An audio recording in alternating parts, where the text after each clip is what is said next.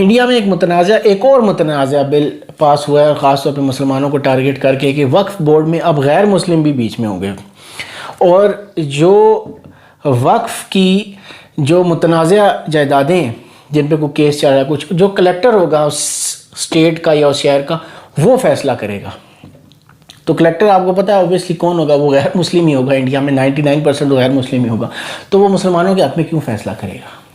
ٹھیک ہے، اب اس خبر کو انٹرنیشنل میڈیا پہ کوئی نہیں بتا رہا، اور پاکستانی میڈیا تو لفٹ ہی نہیں کراتا۔ ایک لحاظ سے ایز اے ہول اگر انڈیا کو دیکھا جائے تو ہمیں انڈیا کی پرواہ ہونی نہیں چاہیے، بٹ یہ تو مسلمانوں کا معاملہ ہے، اس کی ہمیں پرواہ ہونی چاہیے، اور اس بات کو ہمیں ذرا تھوڑا سا ہائی لائٹ کرنا چاہیے انٹرنیشنل میڈیا پہ، کہ پتہ چلے کہ وہاں کیا ہو رہا ہے۔ 25 26 30 کروڑ مسلمان ہیں، اور مودی صاحب نے وہاں پر فل اپنا زور چلایا ہوا ہے۔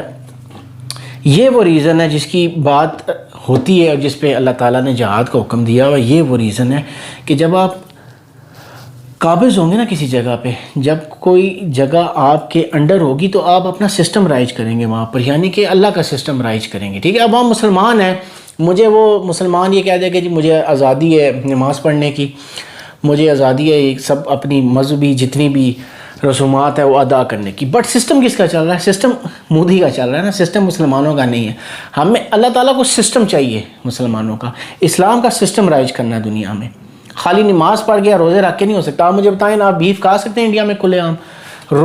ہر روز تقریباً کوئی 1-2 بندہ انہوں نے مارا ہوتا ہے ہمارا مسلمانوں کا، اس شک پہ کہ آپ بیف کھا رہے ہیں، اس شک پہ کہ آپ نے گائے ذبح کی ہے۔ ٹھیک ہے، ہم ان کو روک نہیں سکتے کیونکہ اس ٹائم وہ قابض ہیں اس جگہ پہ، اور ہم آج کل پیس کے جو ہے نا وہ علم بردار بنے ہوئے مسلمان، خاص طور پوری دنیا میں پیس کے۔ ٹھیک ہے، اور وہ جو باقی قومیں وہ ہمیں پیس کی جا رہی ہیں۔ ٹھیک ہے، وہ ہمیں کوئی پرواہ نہیں، ان کو پیس کی کوئی پرواہ نہیں، ہمیں صرف امن چاہیے، ہمیں صرف پیس چاہیے، کیونکہ ہمیں یہ بیک فٹ پہ کر دیا گیا ہے کہ آپ کا تو بھائی جو پاسٹ ہے وہ تو ہے ہی لڑائیوں والا۔ بھائی جان ہمارا پاس ہے، آپ کا تو پریزیڈنٹ ہے نا لڑائیوں والا، تبھی آپ دنیا پہ چھائے ہوئے ہیں اور ہم جوتے کھا رہے ہیں۔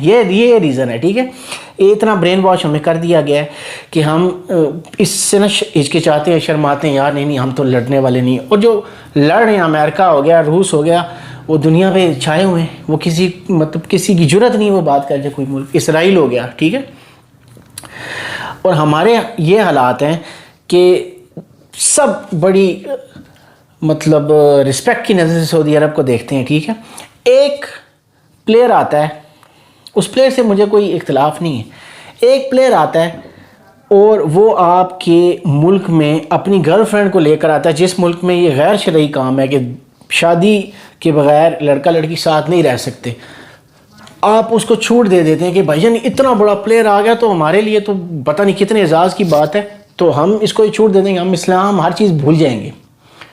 یہ ہمارے حالات ہیں۔ مجھے ایک بات بتائیں، دنیا کا سب سے بڑا پلیئر بھی ہو، انڈیا اگر وہ جائے اور وہ ممبئی کے بیچ میں بیٹھا ہوا، وہ کہے جی مجھے بیف لا کے دو، میں نے بیف کھانا ہے، اس کو لا کے دیں گے کھلے عام؟ چھپ چھپا کے چلیں ہر چیز ہو جاتی ہے، کھلے عام اس کو لا کے دیں گے؟ تو ہم کیوں بیک فٹ پہ ہر چیز میں چلے جاتے ہیں؟ سعودی عرب نے رونالڈو کو کیوں یہ اجازت دی کہ آپ اپنی گرل فرینڈ کے ساتھ رہ سکتے ہیں؟ کیوں آپ بیک فٹ پہ ہیں بھائی؟ یہ آپ دنیا کو خوش کر رہے ہیں، کس کو خوش کر رہے ہیں؟